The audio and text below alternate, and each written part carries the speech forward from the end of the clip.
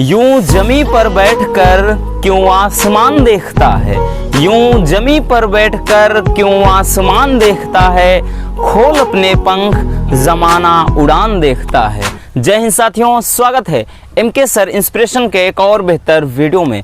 So friends, आप सभी के कहने पर आज एक हम बहुत ही इम्पोर्टेंट डेरिवेशन का पोस्टमार्टम करने वाले हैं। आज के इस वीडियो में बहुत सारे बच्चों के कमेंट आ रहे थे कि सर पतले उत्तल लेंस के लिए जो न्यूटन का सूत्र होता है उस सूत्र का निगमन करवाइए। सो आप सभी के कहने पर आज के इस वीडियो में बहुत ही सिंपल कॉन्सेप्ट के द्वारा इस फार्मूले का हम डेरिवेशन करेंगे। तो चले उसको पहले देख लेते हैं। ये आपके सामने एक चित्र दिखाई पड़ रहा होगा। अगर आपने लेंस के बारे में थोड़ा भी पढ़ा होगा मेरे दोस्त, तो आपको ये चीज़ पता होगा कि प्रतिबिंब बनाने के लिए जो 3 किरणों का इस्तेमाल किया जाता है ना। यहाँ पर एक आपको लेंस दिख रहा है प्यारे बच्चों, और ये क्या है, मुख्य अक्ष है। और यहाँ से हमें पता है कि जो मुख्य अक्ष के समांतर चलने वाली प्रकाश की किरण होती है वो कहाँ से होकर जाती है, द्वितीय फोकस से होकर जाती है। और दूसरी किरण ये है कि प्रथम फोकस से होकर जाने वाली प्रकाश की किरण वो कहाँ से होकर जाती है, मुख्य अक्ष के समांतर। यानी दोनों किरणें यहाँ पर एक दूसरे के अपोजिट हैं। अब यहाँ से फ्रेंड्स, जो आपका ये न्यूटन का सूत्र है वो ये क्या कहता है, न्यूटन का सूत्र कहता है कि जो ये लेंस है, लेंस के ये जो वस्तु है और ये प्रतिबिंब है ना, ये वस्तु है, इसका प्रतिबिंब यहाँ पर, दोनों किरणें यहाँ पर मिल रही हैं तो प्रतिबिंब बन रहा है। अब ये नियम ये कहता है कि इनके जो फोकस बिंदुओं से, ये दोनों फोकस बिंदु हैं, फोकस बिंदुओं से वस्तु और तथा प्रतिबिंब की दूरी, भाई प्रथम फोकस से वस्तु की दूरी हो जाएगा ये जो होगा, और ये द्वितीय फोकस से ये प्रतिबिंब की दूरी। तो यही कहता है कि जो वस्तु और प्रतिबिंब की जो फोकस बिंदु से दूरियां होती हैं उनका जो गुणनफल होता है इनकी फोकस दूरी के गुणनफल के बराबर होता है। हम सिंपल वे में कहें तो इसको जो x1 x2 बराबर होता है फ्रेंड्स f1 f2। और आज के इस वीडियो में हम इसी फार्मूले का निगमन करेंगे। यही क्या करता है, न्यूटन का जो सूत्र होता है यही है। बहुत सारी किताबों में आपको हो सकता है एग्जाम में यहाँ पे x x डैश बराबर f f डैश करके आएगा। तो जहाँ पे x1 है x अकेले मान लीजिए अगर आप मानना चाहते हैं, और जहाँ पे क्या है x2 है x डैश मान लीजिए, और जहाँ f1 है वहाँ पर आप केवल, कहाँ गया भाई, f1 है ये चीज़, तो इसको केवल और केवल f मान लीजिए, f2 है f डैश। डोंट वरी, उसके लिए आपको कंफ्यूज नहीं होना है, वही चीज़ है। तो चलिए इसको हम देख लेते हैं ठीक कि किस तरह से इसका निगमन करना है। प्यारे बच्चों, थोड़ी देर आपको एक चीज़ समझना होगा। आपको यहाँ से 2 ट्राइंगल, 2 त्रिभुज दिखाई पड़ रहे हैं। क्या है, एक B है, A है, और एक यहाँ पर F1 है। और इसी शेप में यहाँ पर एक त्रिभुज है और इसी के आकार का एक त्रिभुज आपको दिखाई पड़ रहा है।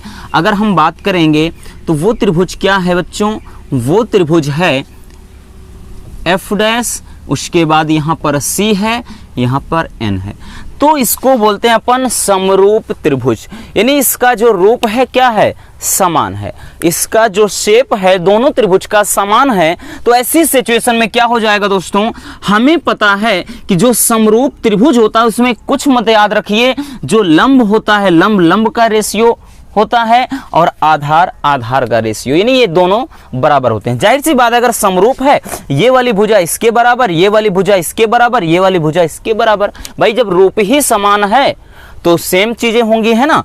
तो यहां से क्या करेंगे बच्चों, ध्यान से लिखेंगे हम कि समरूप त्रिभुज, लिखना कैसे आपको कि समरूप त्रिभुज कौन, ए बी एफ डैश, ठीक है ना, ए बी सॉरी F1 है, F1 तथा समरूप, चाहे आप BA लिखिए कोई दिक्कत नहीं, ABF1 तथा इसमें आएंगे क्या लिखेंगे, इसमें CNF1, ठीक, CNF1 में ये समरूप त्रिभुज है ना। इसमें क्या करेंगे, अब ध्यान से समझिए, हमने क्या बताया, जो लंब होगा यानी जो AB होगा वो किसके बराबर, ये वाली भुजा इस वाले भुजा के, ये वाली भुजा जो है इस वाली भुजा के समानुपातिक होगा। तो यहाँ पर क्या लिखेंगे, हम लिखेंगे AB लिखिए चाहे BA, AB लिखिए, जो ए बी होगा बच्चों वो क्या हो जाएगा, इसका जो अनुपात है यानी वो किसके, सी एन के है। बात समझ में आई, सी एन के हो गया। और जो बराबर हम इसका आधार यानी जो लंब का अनुपात फिर आधार जो ए एफ होगा, ए एफ डैश होगा, सॉरी एफ वन होगा, वो बच्चों ए एफ वन यानी ए एफ वन वो इसके बराबर होगा। ठीक है ना, ए एफ वन बराबर हम क्या लिख सकते हैं, सी एफ वन लिख दिए कीजिए, yes F one C F one. ठीक, अब थोड़ा एक चीज ध्यान दीजिएगा, जो सी एन है, क्योंकि ये ध्यान से देखिए पूरा का पूरा अगर हम बात करें ये समांतर है ना, तो जो सी एन है हम वो ए डैश बी डैश के इसको लिख सकते हैं। तो यहाँ से क्या हो जाएगा बच्चों, थोड़ा समझना कि चूंकि ये जो सी एन है आपका किसके बराबर है, वो है ए डैश बी डैश के। इज दैट क्लियर, ये चीजें क्लियर हुई। चलिए तो इस सी एन के स्थान पे पुट कर दीजिए, यानी हो जाएगा प्यारे बच्चों ये A B upon C N के स्थान पे ए डैश बी डैश और बराबर, सॉरी हाँ ए डैश बी डैश माने हैं, और यहाँ पर इसको ऐसे ही रहने दीजिए A F one upon C F one. ये इक्वेशन नंबर 1 हो गया आपका। इसी तरह से अब आ जाइए इधर वाले में, इधर वाले में आएंगे तो यहाँ पर क्या होगा, एक मिनट, इधर क्या हो जाएगा बच्चों, इधर भी मेरे रसगुल्लों यहाँ से आपको एक त्रिभुज दिख रहा है। क्या दिख रहा है, ध्यान से समझिएगा, एम है सी है, एम सी उसके बाद F2, अब उसके बाद ये जो त्रिभुज है इस वाले त्रिभुज के समरूप है। यहाँ पर आपको जो त्रिभुज दिख रहा है वो क्या दिख रहा है, ए डैश बी डैश और F2। इतना क्लियर हो गया। चलिए अब वही लिखेंगे, हम इसको लिखेंगे ना, क्या लिखेंगे, समरूप त्रिभुज, समरूप त्रिभुज एम सी F2 तथा उधर भी हो जाएगा, उधर भी क्या हो जाएगा, ए डैश बी डैश F2 में। अब इसमें देखिए क्या है, इसमें क्या करेंगे, इसमें भी वही चीज, जो लंब होगा मेरे बच्चों, लंब होगा यानी CM लिखिए चाहे MC लिखिए, MC जो इसका लंब होगा इसके लंब के अनुपात में होगा, यानी इसको हम A डैश बी डैश लिखेंगे। अब बराबर बच्चों जो इसका आधार होगा यानी जो CF2 होगा इसका आधार होगा वो कहाँ होगा, हाँ इसका आधार इसके आधार के बराबर, मतलब इसके अनुपात में हो जाएगा। तो ये हो जाएगा क्या, A dash F2, A dash F2। इतना क्लियर। अब एक चीज ध्यान से समझिएगा, जो MC आपको दिख रहा है, जो MC है वो क्या AB के बराबर है, ये दूरी इस दूरी के बराबर, अर्थात इसकी जो लेंथ है इसकी लेंथ बराबर, बिल्कुल, क्योंकि ये समांतर है। तो यहाँ पर हम लिखेंगे बच्चों जो सेम कंडीशन उस तरह से लिखेंगे, चूंकि जो MC है वो है, ठीक ना, M जो C है या CM है वो किसके, हम AB के बराबर लिखेंगे, ठीक है ना, AB के बराबर लिखेंगे, चाहे BA लिखिए AB लिखिए, यहाँ पर ना बात वही है, कोई दिक्कत नहीं, आप इतना समझ जाइएगा।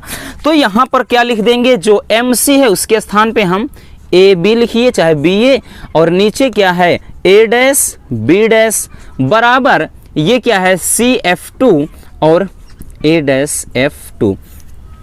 बात समझ में आई, इक्वेशन नंबर 2। अब यहां से हो जाएगा, ध्यान से समझिएगा, ये दोनों इसमें आप कंपेयर करिए, समीकरण लिखेंगे। आपको लिखना क्या है बच्चों वो ध्यान से समझिए, लिखेंगे समीकरण 1 व 2 से, समीकरण 1 व 2 से। समीकरण 1 और 2 में देखिए सिमिलरिटी क्या है, ध्यान से समझिए मेरे प्यारे रसगुल्लों, इसमें आपको करना क्या है ये चीज समझिए। देखिए इसमें क्या करेंगे हम, इस अनुपात में देखिए AB और अपान कितना है A dash B dash, AB upon A dash B dash. तो भाई साहब ये तो गया, ये क्या हो जाएगा, कैंसिल हो जाएगा, यानी ये जो बराबर है क्या बचेगा, केवल AF1 अपान CF1 बराबर, ध्यान से समझिए AF1 अपान CF1, इसमें भी इधर बचा CF2 अपान कितना हो जाएगा, ये हो जाएगा A dash F2, A dash F2। A-F2 हो जाएगा। अब ध्यान से समझिए, अब हमें करना क्या है, ओनली वैल्यू पुट करना है। अब देखिए जो ये प्रथम फोकस था, इस फोकस से जो वस्तु की दूरी थी वो x डैश, आप x मान लीजिए अगर मानना है, और जो यहाँ से जो द्वितीय फोकस से प्रतिबिंब की दूरी थी वो x2 थी।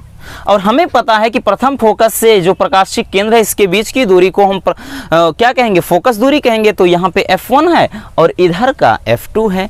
तो समझिए यहाँ पे करने क्या, AF1 इक्वल टू कितना है रसगुल्लों, AF1 बराबर है x1 है, और उसके बाद अपान करिए CF1 कहाँ है, ध्यान से समझिएगा, CF1 इक्वल टू ये हो जाएगा F1 बराबर, उसके बाद CF2 इसके बीच की जो डिस्टेंस CF2 के स्थान पे हम लिखेंगे F2 अपान, उसके बाद है A-F2, ये डिस्टेंस कितना है वो है x2। यहाँ से हो जाएगा दोस्तों, ये हो जाएगा x1 into x2 equal to F1 into F2। तो ध्यान से देखिए मेरे रसगुल्लों, हमको प्रूफ क्या करना था, x1 x2 equal to F1 F2। यही चीज हमें क्या करना था, सिद्ध करना था। और यही क्या होता है, इसी को अपन बोलते हैं न्यूटन का सूत्र, ठीक है ना। न्यूटन का सूत्र इसी को कहा जाता है, क्या कहते हैं अपन, इसको बोलते हैं न्यूटन का, यानी पतले लेंस के लिए न्यूटन, अरे ढन लिख रहे हैं भाई साहब, न्यूटन भाई साहब भी गुस्सा हो जाएंगे, न्यूटन का सूत्र अपन इसको बोलते हैं। ध्यान से इस चीज को देख लेना। अगर आपको थोड़ा प्रॉब्लम होता है बच्चों, तो ज़्यादा आपको प्रेशर लेने की ज़रूरत नहीं है, चीज़ों को थोड़ा बार बार विजुलाइज कीजिए, 1 बार 2 बार 3 बार रिवीजन करेंगे, दिन सारी चीज़ें आपके माइंड में स्टोर हो जाएंगी। वैसे बहुत ज़्यादा टफ ये है नहीं, लेकिन ये ध्यान से समझिएगा, टफ नहीं है, सिंपल है और उतना ही मज़ेदार क्वेश्चन है आपके एग्जाम की दृष्टि से। पहले ही हमने लिख दिया है कि मोस्ट इंपॉर्टेंट, आप इस पर ताला लगा कर रखिए, ये समझ लीजिए कि आपकी एग्जाम की दृष्टि से काफ़ी ज़्यादा इंपॉर्टेंट है। इस लाइट वाले चैप्टर में जितने भी डेरिवेशन हैं, इसके बाद जो अपवर्तन का सूत्र होता है वो भी आपका मोस्ट इंपॉर्टेंट है। तो एक एक करके अपन सारी चीज़ों को देखेंगे। बहुत सारे बच्चों के कमेंट आ रहे थे कि इस चैप्टर के जो इंपॉर्टेंट डेरिवेशन हैं उनको करवाइए, तो आप इसको स्क्रीनशॉट पहले कर लीजिए।